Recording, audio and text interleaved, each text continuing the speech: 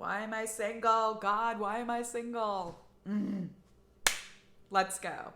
Hello, everybody, and welcome back to my channel. My name is Catherine, and today we're going to be talking about how being single I see as a vocation. Yes, hot take, hot take. I see being single as a vocation. All right, I don't know why so many people get so controversial about this. All right, hot take. Yes, being single can be a vocation. And guess what? My name is Catholic Catherine. I'm 28 years old. I am single, and I speak for myself. I don't speak for the Catholic Church, all right? And I don't understand the argument that being single is not a vocation, because guess what? Everybody was single at one part in their lives. And does that mean you were not living your vocation? No, okay? Being single is just part of life. Everybody has to deal with being single, right? If I get hit by a bus tomorrow, are people going to say about me, that girl, she died without living her vocation because she got hit by a bus and she was single? No one's going to say that. I hope people will say I was living the will of God, and in living the will of God, I was doing my vocation. Let's look at the reasons why you're single. Are you single because you are being selfish and you do not want to have children and you don't want to share your life with somebody? Or are you single because you cannot get married? There are certain people, perhaps someone who is mentally handicapped or cannot consent to having sex.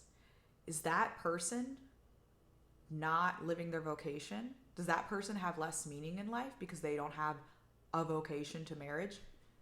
No. Okay? That is not true.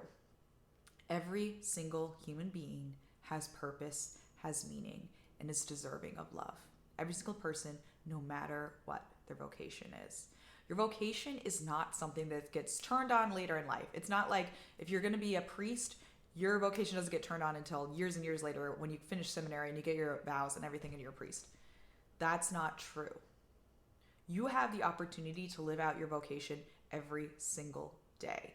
Yes, there is the big vocations of the priesthood, of the convent, of marriage, but then there's also just the stages of your life leading up to that. And if you are single, let's again look at why you're single. Is it because you're searching for the person, you haven't found them yet? Are you single because you were married and now you are widowed? Why are you single? And how are you using this singleness to die of yourself for your friends and your family and to just others? Because let's face it, what is marriage?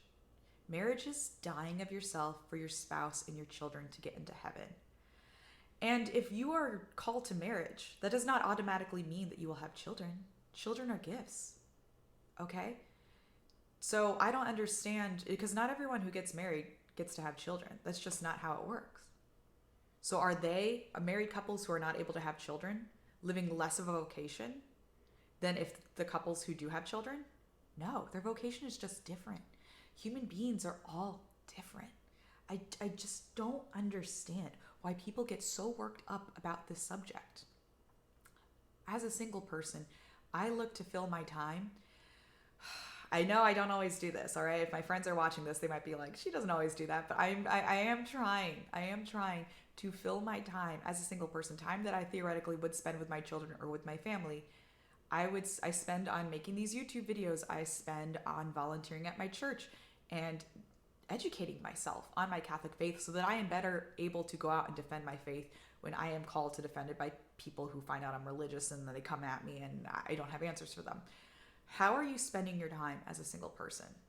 If you are spending it serving God and your family and friends, you're living a vocation of a single person. I truly believe that. If you are called to be single for the rest of your life, I highly recommend looking into different groups and considering consecrated celibacy.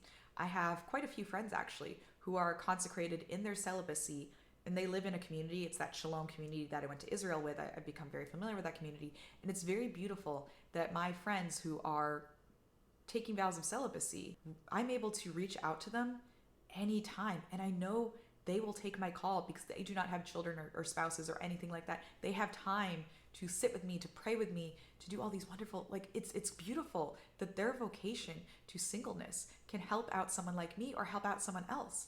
It's great. And I would not have this opportunity if they were married and had kids because, they have to focus on that vocation of being married. Whereas this vocation of singleness is called to serve others who are not necessarily related to you. It's so beautiful. Ask yourself this: do I want to be a priest or a nun? Okay? If you are sitting in your room right now, sobbing your eyes out, saying, I don't want to be a nun, I don't want to be a nun, I don't want to be a nun, you're not called to be a nun. Okay? God is not going to make you marry a man that you hate or marry a woman that you hate. So why would he give you a vocation that you hate? He just wouldn't do that. Okay? He's not going to force you into a life that you don't want. I also think it's very important as a single person. I always pray, God, please put what you want me to do in front of me. God, please let me be what you want me to be. That's another video right here. God, please what you want me to do in front of me. So when I was, in college, still figuring things out, I was pretty sure I was called to married life.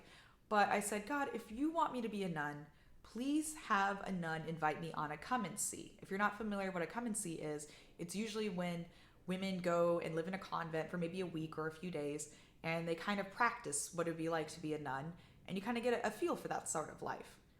I have never been invited to a come and see. I have spent quite a bit of time volunteering with nuns, talking to nuns, all this stuff, sisters of all these different orders. None of them have ever said, Catherine, we would like to see you on a come and see. None of them have ever said that to me.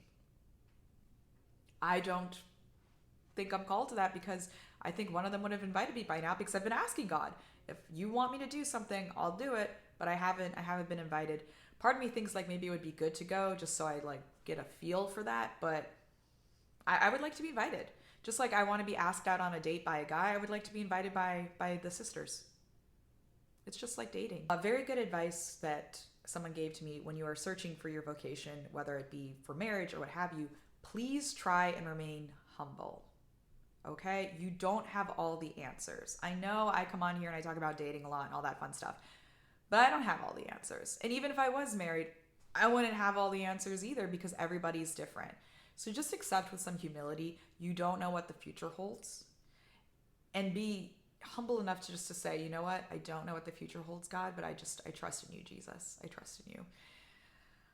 I don't know what the future holds. I was at confession recently, and the priest found out that I was in my late 20s and I was single. He goes, oh, so you must be starting to panic. Okay, this was not my usual priest. I said, no, Father, I am not panicking. I am trusting in Jesus. He said, oh, okay, good. That's the right attitude to have. But still, don't panic. Have humility. Trust in Jesus. So one of my biggest fears, which I shouldn't have a fear like this because I trust in Jesus, is staying single forever, being in my 80s and not being able to take care of myself. I don't know why I have this fear, because God will always provide. All right? Maybe I will be single, but maybe my siblings will get married and have children, and then I'll have nieces and nephews that can help take care of me. Maybe I'll have a friend that can take care of me. Maybe I'll be wealthy enough on my own that I'll be able to take care of myself. Or maybe I will die tomorrow and I don't have to worry about taking care of myself in my 80s. God will provide. Whatever your vocation is, God will always provide. You've just got to trust him. I know it's hard. But you've got to trust in him. I just want to bring it back to this. Ask yourself, why are you single? If you are single because you haven't met the right person yet, ask yourself, what am I doing to prepare myself for when I do meet that person? Am I learning to do my taxes? Am I learning to cook? Am I learning to clean? Am I learning to take care of myself, to take care of my household? That's why I do think it's very important to live on your own before you get married, so that you have all these basic skills on how to be an adult. Because God forbid you get married to a person and you expect him or her to handle all those functions, and something happens to them and they aren't able to fulfill those duties. You need to know how to do it. So please ask yourself, how am I being prepared? How am I preparing? So please ask myself, how am I preparing for my future spouse if you are searching for them?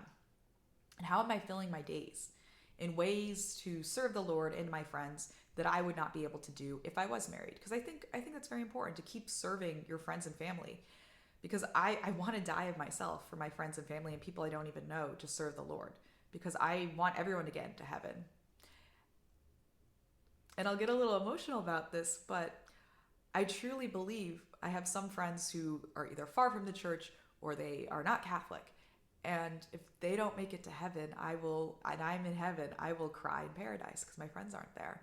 which sounds silly. I know it sounds silly because you don't cry in paradise, but how am I helping those friends either through prayer or something like that, or just evangelizing to get into heaven? How am I doing that?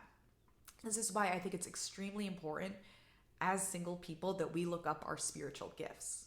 All right, I have a video on that right here. You need to know your spiritual gifts because everybody has spiritual gifts. Everybody. You need to know your spiritual gifts because these gifts will help you be a better Christian and be a better evangelist and be better at serving God. So definitely look up your spiritual gifts as part of your vocation right now to be single. Another thing to ask about being single is, am I single because I'm called to religious life or called to consecrated life? Again, go on Come and Sees, talk to your local priest about that. Search out for communities maybe in your area. Maybe there's a missionary community in your area that you can get involved with. Maybe it's very far away. See if you can get involved in some prayer groups with them. Definitely just research. Research is really going to help you out with that. And prayer, of course, and prayer. Is the reason you're single because you don't want to be tied down in life? That's not a good reason to be single. And I think everybody knows why, because it's selfish. It's a very selfish reason to be single. Are you single because you are unable to be married, like I talked about with the mental capacity? Or maybe you are, again, like the consecrated life. You could be a missionary and you find your best way to serve others is to be single and be present and be able to assist people at all times. That could be why as well. All right, to recap, my hot take, being single is a vocation. Just like how being a student is a vocation, being military is a vocation, being a teacher is a vocation, everything is a vocation. Yes, of course, being a parent or a spouse or a nun or a priest or a lay brother or something, those are all big vocations. But right now, if you are watching this and you are single, please know you are not less than any of your married friends. You are not less than any of the people who are around you who are parents. You are not less than them. You have such a big role to play in the church. Please, I implore you, if you are single, do not waste that extra time. Because you do, okay? I hate it when single people are like, I don't have any extra time because I have to do all the household things by myself. Stop. You know you have more time if you don't have kids. Let's just face that. I implore you, please, keep serving the Lord. Keep asking Him to reveal His vocation, His will for you. God rewards perseverance. God rewards perseverance. Never stop believing and trusting. All right, you guys, please let me know in the comments below. I feel like this one's going to be a little controversial and testy, so please let me know in the comments below what you think. Is single life a vocation? Are you single? And if you don't think single life is a vocation, you better have a good reason for it down in the comments. You guys, please hit the like button and subscribe and hit the bell because this really helps out the algorithm. I really want to get this channel off the ground, and you guys have been so good to me with subscribing and everything. So please, it just really helps me out, and I really, really appreciate it. And I am praying for all my subscribers. So if you want to be in my prayers, please subscribe to this channel. I love you guys so much. Thank you. Bye.